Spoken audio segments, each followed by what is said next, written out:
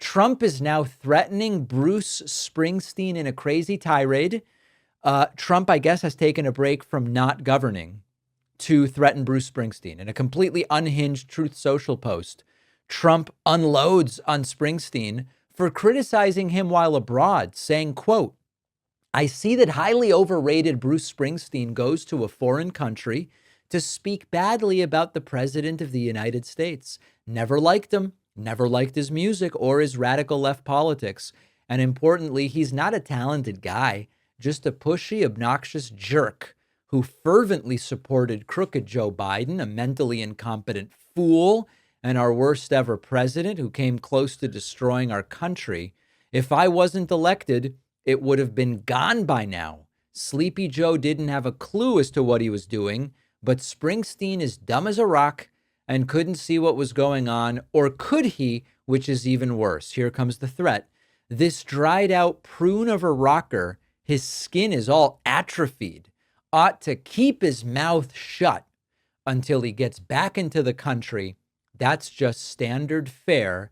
Then we'll all see how it goes for him."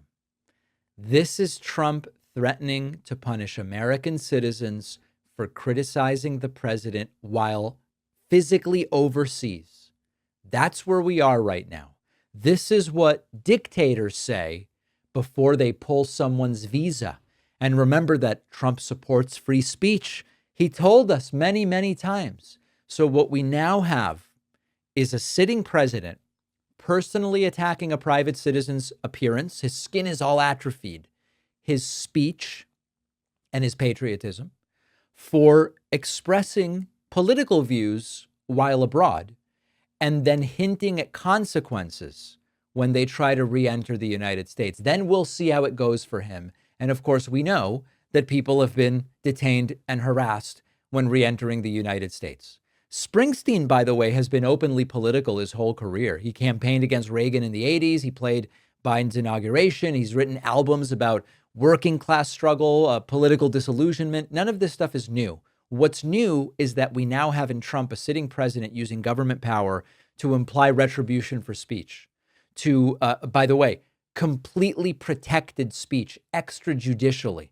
Trump is implying that a private citizen, for the supposed crime, which is not a crime, of course, of criticizing the president while overseas, could face some form of state retaliation when he re-enters the country.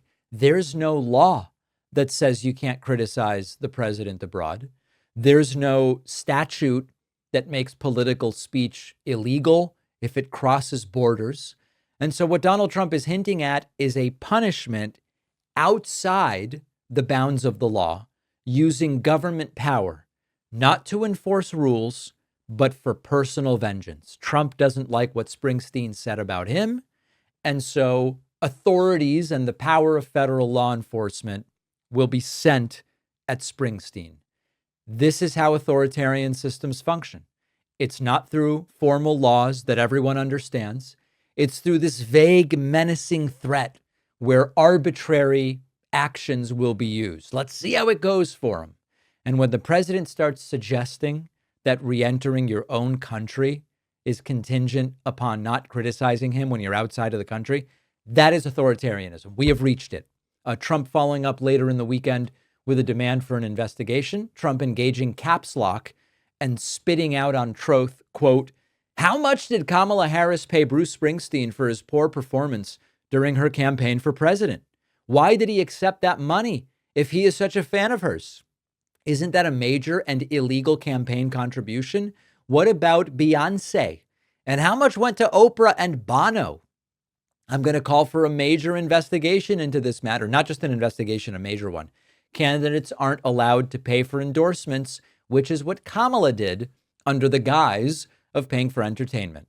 In addition, this was a very expensive and desperate effort to artificially build up her sparse crowds. It's not legal for these unpatriotic entertainers. This was just a corrupt and unlawful way to capitalize on a broken system. Thank you for your attention to this matter." Bonkers. Authoritarianism. The mask is fully off. You'd better be careful when you come back into this country.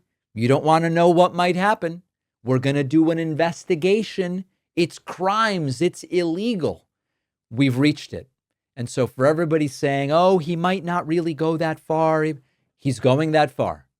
The question is he going to get away with it?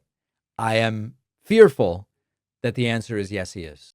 Did you know that countless commercial databases and people search sites are storing your personal information? Anyone from an employer to a former partner can use these platforms to get details about your online presence, your home address, phone number, email, license plate, family members, financial information, even political views.